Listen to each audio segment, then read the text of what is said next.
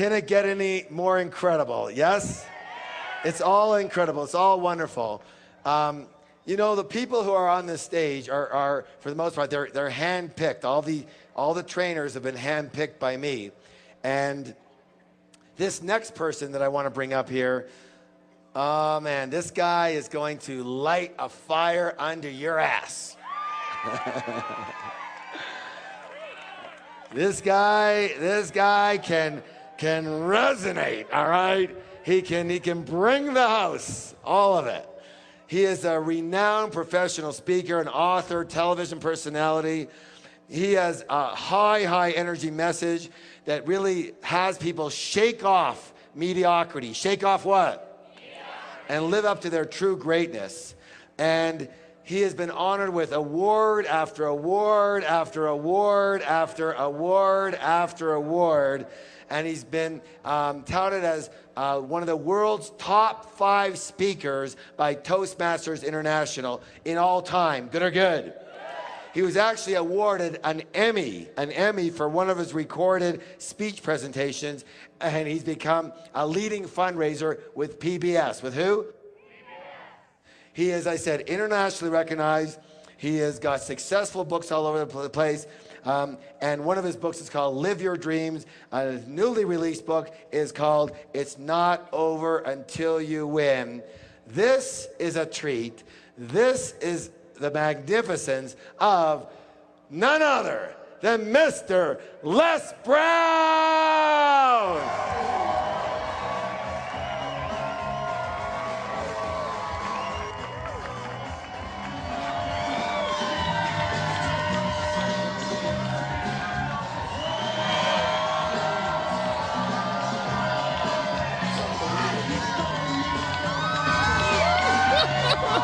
All right, let's get to it. It's so great to be here.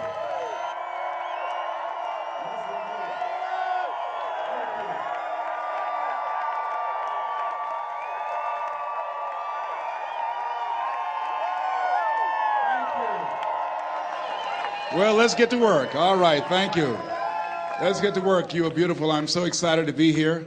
I'm very honored to be invited here by a man that I consider an icon when it comes to personal empowerment, a man who is truly a Renaissance man who's ahead of his time and having the vision and the dream to create a Woodstock of the mind. He's making history. T. Harv Eker, let's give him a round of applause.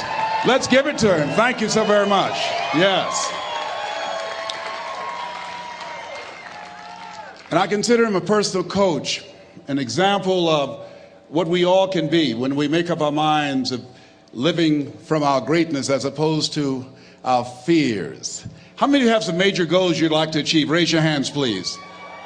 Very good. I like to ask that question. There's no saying that says, if you aim at nothing in life, you hit nothing dead on the head.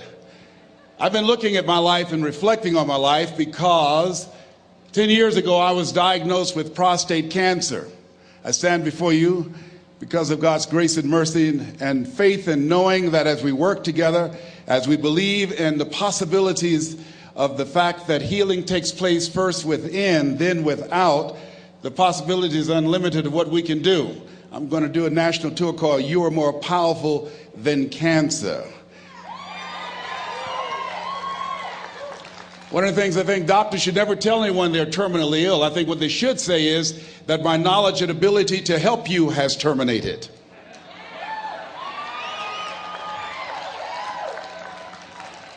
My PSA 10 years ago was 110. As I stand before you, it's 270. 1 to 4 men, you know, that's normal. And PSA stands for prostate specific antigen, but to me, PSA stands for positively staying alive. I was reflecting on my life during the time when I received 238 radiation seed implants. And as I looked at my life, I asked myself a question. And I want to ask you a question. How many of you know if you had your life to live over again, you could have done more than what you've done thus far? Raise your hands, please. Now, that proves a point of what we do, what we accomplish, what we produce in life is only a tip of the iceberg of what's possible for us. I want you to think about some major goal that gives your life a sense of meaning right now. And as you're thinking about that, I want you to shake someone's hand on your right and your left and around you. Look them in the eyes and say with conviction, you have something special. Do that quickly now, please. Tell them you have something special. Yes. So now, I want you to join me right now. I want you to think about some major goal that you'd like to achieve. Something that gives your life a sense of meaning. Something that will give your life a sense of purpose and direction. My first major goal was to buy my mother a home. That was important to me. I'm adopted. I was born in a poor section of Miami, Florida called Liberty City, in an abandoned building on a floor with a twin brother.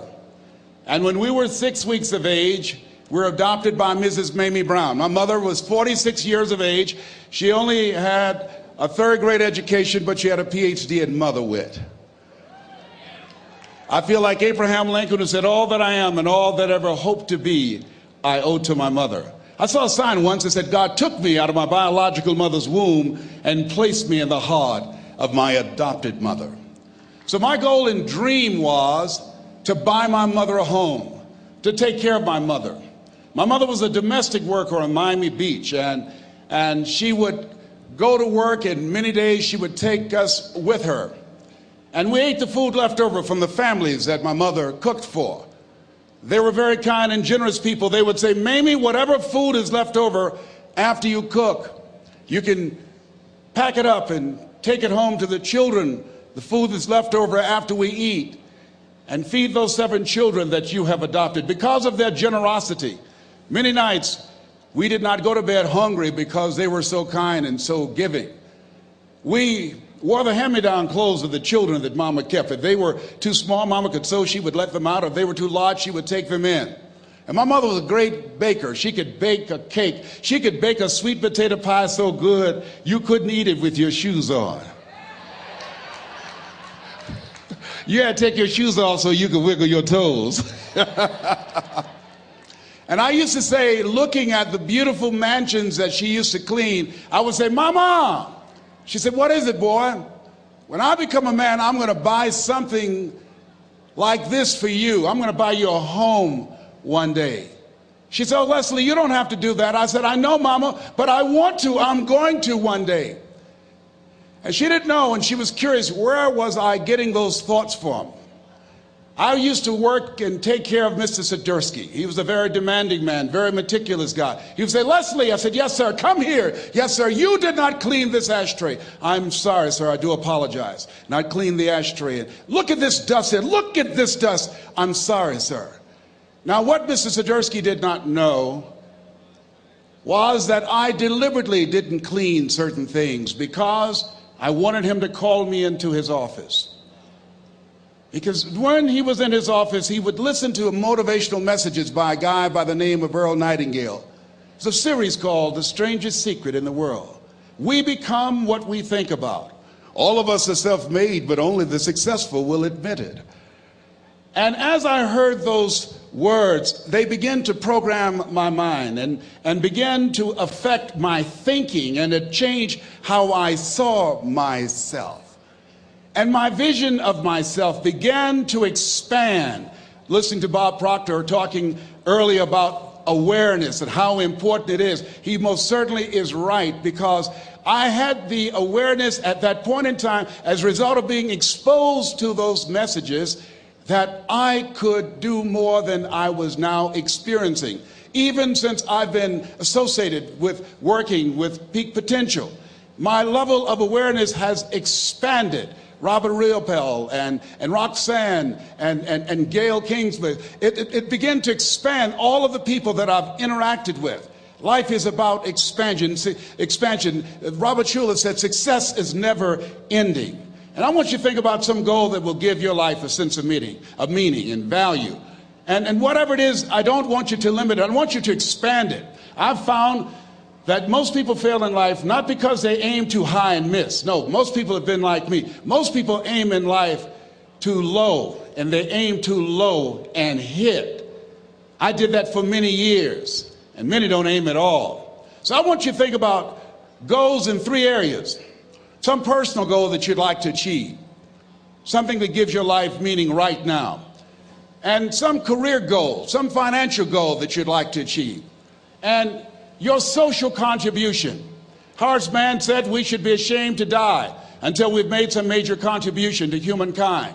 My mother was a 22-year breast cancer conqueror. So before I leave the planet, my goal is to reduce the number of women who die from breast cancer in honor of my mother.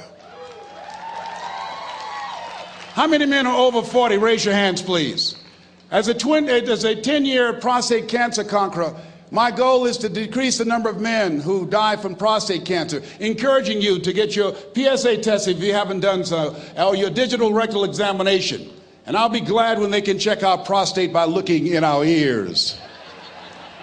It's got to be a better way. I'm turning red as I talk about it, but you can't see it. A friend of mine, he's a urologist now, used to play a lineman for Ohio State University. He said, "Hey, Les, let me give you a free rectal." I said, "No, buddy, you're too motivated." Hope we don't roll like that. Huh? My goal before leaving the planet is to reduce the number of kids that are impacted by autism, to find a cure for autism, to work to raise money and to raise awareness, to eradicate it from the planet before I leave here. What's your goal? What's your dream? What is it you want to do with your life? Dr. Joelle Martin said something that I love. She said, "What would the world be like if everybody lived their dream?" Here's what I found about life. It's not as complicated as I used to make it. I think that life is about dreams and stories. Everything that exists, the world at one time was barren, but everything that exists, hotels, planes, they weren't here. Everything that we see every day, computers, all of the things that we see, someone had a dream. Someone had a dream of a person standing on stage and their voice being amplified so they don't have to scream and yell and can be heard by thousands. Someone had that dream of how to transport us from one place to the other quickly and safely. The clothes you have on, where you're now seated, all came out of somebody's dream, the world's greatest achievement. What is your dream? I said that you have something special. I didn't say that just to be kind. I said it because it's true. You are God's chosen vessel. You were chosen, 1 out of 400 million sperm. You have something in you that when you were chosen, when you showed up, there's something in you that if you don't do it, all of us will suffer. Repeat after me, please. Live full. Die empty. Let's say it again. Live full. Die empty. Dr. Howard Thurman, one of the mentors of Dr. Martin Luther King Jr. and Albert Schweitzer and Mahatma Gandhi, he was a very brilliant writer. He wrote some things that really grabbed me. He wrote, "Deep is the hunger, the voice of the genuine, the centering moment." During the time after receiving 238 radiation seed implants, I was reflecting on his words, and these words kept me up that night. He said, "The ideal situation for a man or woman to die is to have family members praying with them as they cross over." He said, "But imagine, if you will, being on your deathbed and standing around your bed, the ghost of the dreams, the ideas, the abilities, the talents given to you by life, and that you, for whatever reason, you never went after that dream. You never acted on those ideas. You never used those talents. You never used those gifts. And there they are standing around your bed looking at you with large angry eyes saying, 'We came to you, and only you could have given us life. And now we must die with you forever.'" And the question is, if you died today, what dreams, what ideas, what talents, what books, what music, what leadership, what voice will die with you? Miles Monroe, great orator and speaker, said the wealthiest place on the planet, it's not in the Far East where there's oil in the ground. It's not in South Africa where there are diamond mines. He said the wealthiest place on the planet is the cemetery. Because there you'll find greatness that we've never seen. There you'll find talent and genius and potential never actualized. Perhaps that's why Henry David Thoreau wrote the words, "Oh God, to reach the point of death, only to realize that you've never lived." Maybe that's why some unknown writer wrote the words, "What if you live your whole life only to discover that it was wrong? That it was wrong. That you were chosen to do something else and you didn't do it." Repeat after me, please. Live full. Die empty. I want you to take some notes and some things, and I want you to think about your goals and dreams in the three categories that I mentioned: personal, professional, and your social contribution. How many of you are serious about your goals and dreams? Raise your hands, please. Thank you very much. How many of you don't want to take your dreams to your grave with you? Raise your hands, please. Very good. Shake someone's hand on your right and left. Look them in the eyes and say, "Get out of your head and step into your greatness." Do that right now, please. Say, "Get out of your head and step into your greatness." I want you to write this down. Let us say together, as you think about your goals and dreams, let us say together, "It's possible," together, please. Yes, write that down. See, ladies and gentlemen, as an entrepreneur, I've been an entrepreneur for 20 years. It's my 21st year. I could have been speaking and training for 34 years. But for 14 years, I was living in my head. For 14 years, I stopped myself. For 14 years, I used to go see Zig Ziglar, that I considered the #1 motivational speaker on the planet. Zig Ziglar and Tony Robbins, they're the best on the planet. Bob Proctor, they're the best on the planet. Jack Canfield, Mark Victor Hansen, T. Harv Eker. I would go and see them, and then I would leave, and my conversation with myself was, my heart would say, "I can do that." And then my mind would ask, how? How would you do that, Les Brown? See, when I was in the 5th grade, I was identified as EMR, labeled educable mentally retarded. Put back from the 5th grade to the 4th grade. I failed again when I was in the 8th grade. I have no college training. And a man changed my life, and I'll never forget his name, Mr. Leroy Washington. He's in his 80s now, and he's blind from glaucoma, but he gave me a different vision of myself. I was in his class waiting on another student. He came in and said, "Young man, go to the board and work this problem out for me." I said, "Oh, sir, I can't do that." I said, "Why not?" I said, I'm not one of your students." He said, "Look at me." "Yes, sir. Go to the board and work the problem out anyhow." I said, "Sir, I can't do that." He said, "Why?" I said, "Sir, because I'm educable mentally retarded, sir. I'm in special education."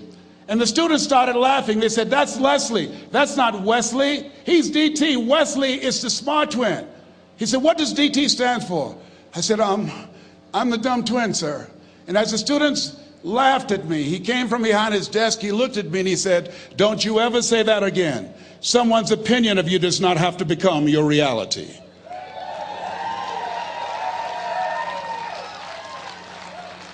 On one hand, I was humiliated, but on the other hand, I was liberated, because he looked at me with the eyes of Goethe, who said, "Look at a man the way that he is, he only becomes worse.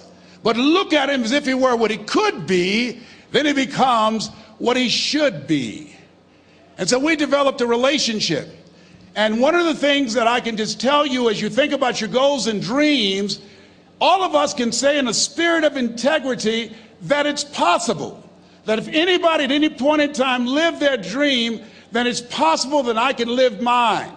And what I did was, I made a mistake. I looked at my goals and dreams, and my mind said, "How will you do that?" I went from my heart to my mind, and I stayed up there for 14 years. 14 years. I can't bring those 14 years back. Those years are gone. And I've made a mission in my life to help people to stop putting it off and procrastinating. How many ever thought about something you wanted to do and you procrastinated, you talked yourself out of it? Raise your hand, please. There's a proverb that says, if there's no enemy within, the enemy outside can do us no harm. And so, as you look at your goals and dreams, every day we must convince ourselves, we must sell ourselves on that it's possible. Every seminar, every workshop, every book that I've ever read, every speaker that I've ever heard, it interrupted what I was believing about myself. Everything that you do, everything matters. As you go through each day, I know now as I look back at age 63, looking at my life, everything matters. T. Harv is right. How you do anything is how you do everything. And I realized that the choices I was making was based upon how I saw myself. Let us say together, it's necessary. Write that down. It's necessary as you look at your goals and your dreams, it's necessary that you have a strategy and a game plan to change the story that you believe about yourself. And that's an ongoing process. I've discovered, and many people have, that what we do, what we accomplish, what we produce is a result of the story we believe about ourselves. My favorite book says, be ye not conformed to this world, be ye transformed by the renewing of your mind. And so as I began to work on myself, I realized that I'm getting out of one story and stepping into another story. As I become aware of some things, there's still some things I'm not aware of. So I'm still growing, I'm still developing. I'm like the lady who said, Lord, I ain't what I want to be, ain't what I'm going to be, but thank God I sure ain't what I was. But I realize that you have to work on yourself on a regular basis, and write this down, for mental mindset. For mental mindset and stamina. Because things are going to happen to you. I believe that the reason that most people go to their graves with their talents and abilities and skills in them is because of the fact, number one, many are like me. They didn't know that they didn't know and thought they knew. I thought I knew myself, and I really didn't know myself as well as I thought. I've discovered that sometimes people can take you to a place within yourself that you can't go by yourself. The other reason is I was afraid. I never worked for a major corporation. I wanted to speak for corporations.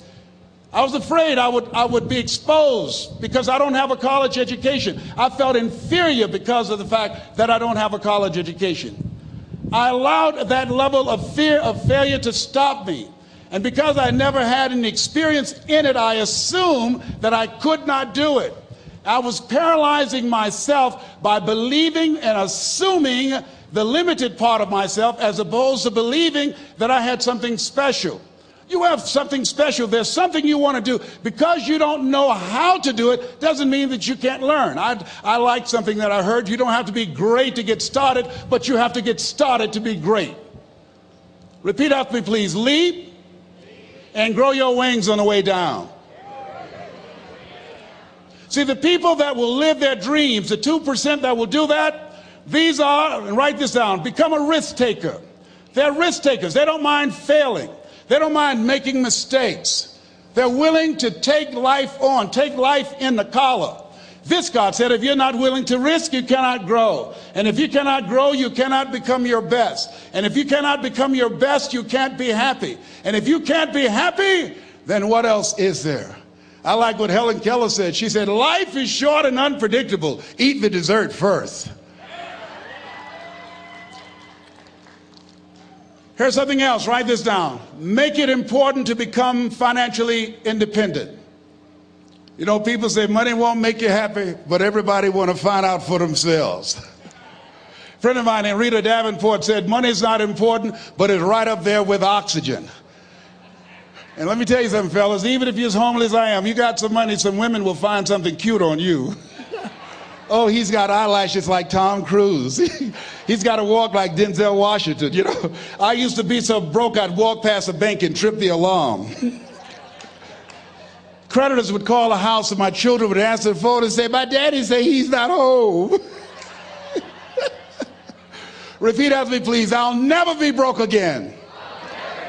Never, never, never. Yeah, see, ladies and gentlemen, it makes a difference. The only time I really appreciated having money was when my mother became ill. I was a state legislator in Columbus, Ohio from the 29th House District, Whitehall in the Upper Linden area. And my brother called me and said, Leslie, yes, Mama's been sick and we're going to put her in a nursing home. I said, wait a minute, Wesley, we can't do that. Get Margaret Ann on the phone. She's on the phone. Get Linda and Leonard. They're all here, Leslie. Listen to me. Mama used to work in a nursing home. She said she never wanted to go into one. I promised her when I was 10 that I would take care of her. We would do whatever was necessary to take care of her. He said, we knew you would feel like that. And this is why we did such a thorough job interviewing the various nursing homes. And we have found the one that's ideal, and Mama would love them. I said, hold it, just a minute. She didn't clean their behinds. She took care of us. See, I had a problem. I couldn't understand how one woman, third grade education, 46, domestic worker on Miami Beach, can raise 7 children who couldn't take care of themselves, but 7 children couldn't take care of one woman. I had a problem with that. I had a problem with that. So I resigned from the Ohio legislature and I went back to Miami to take care of Mama. And I'll never forget taking her to Jackson Memorial Hospital. And when we went in, the receptionist said, as she looked at my mother, looked at me, she didn't say, how you doing? Are you uncomfortable? Are you in any pain? My mother at that time, she was in her 70s. The lady just said, what kind of insurance do you have? And I stepped forward and I said, she has Les Brown Unlimited. Give my mother what she needs. I can write a check for it.